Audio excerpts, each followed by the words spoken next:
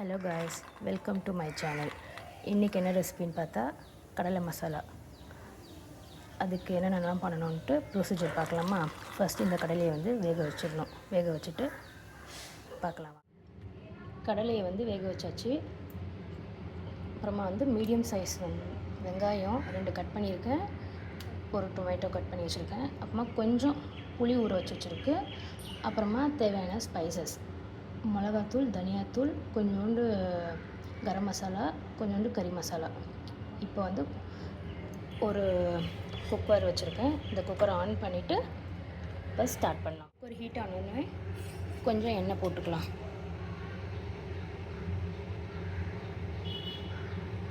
தேவையான அளவுக்கு எண்ணெய் நல்லா ஹீட் ஆகட்டும் எண்ணெய்.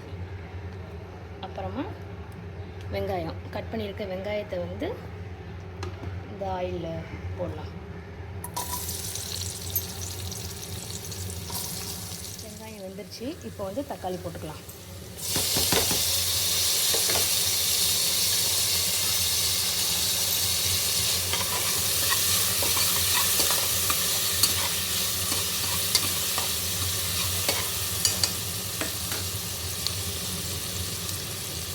இந்த டைமில் ஜிஞ்சர் கார்லிக் பேஸ்ட்டு, இஞ்சி பூண்டு,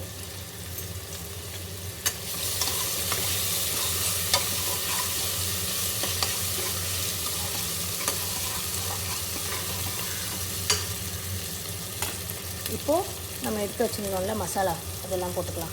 மிளகா, தனியா எல்லாத்தூளும் போட்டுக்கலாம். உங்களோட காரத்துக்கு ஏற்ப அதிகம் வேணாலும் எடுத்து போட்டுக்கோங்க. இது வந்து இது நல்லா மசாலா போட்டு வதக்கிட்டோம். இப்போது இந்த மூக்கடலையை வந்து குக்கரில் போட்டுக்கலாம். நல்லா வேக வச்சுக்கோங்க, அப்போ சாப்பிட கொஞ்சம் நல்லாயிருக்கும். இந்த வேக வச்சதில் கொஞ்சம் தண்ணி இருந்ததில் அதோடவே நான் ஆட் பண்ணுறேன்.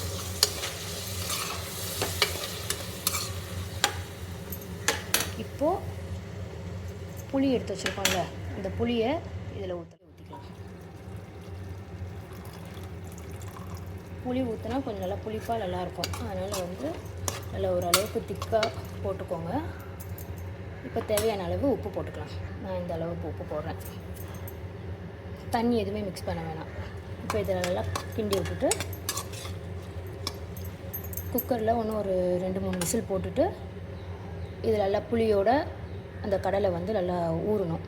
நல்லா விசில் இது பண்ணோன்னே ஆஃப் பண்ணிட்டு எப்படி இருக்குன்னு பார்க்கலாம். அவ்வளோதான், ரெடி ஆயிடுச்சு. இப்போ இதை ஒரு பவுலுக்கு மாற்றலாம். அவ்வளோதான், முடிஞ்சிடுச்சு. இந்த சிம்பிளான டிஷ்ஷை உங்கள் வீட்லேயும் செஞ்சு பார்த்து என்ஜாய் பண்ணுங்கள். என்னோடய வீடியோ பார்த்ததுக்கு தேங்க்யூ. ஒரு ஷேர் பண்ணிவிட்டு லைக் பண்ணிடுங்க. தேங்க்ஸ் ஃபார் வாட்சிங். பாய்.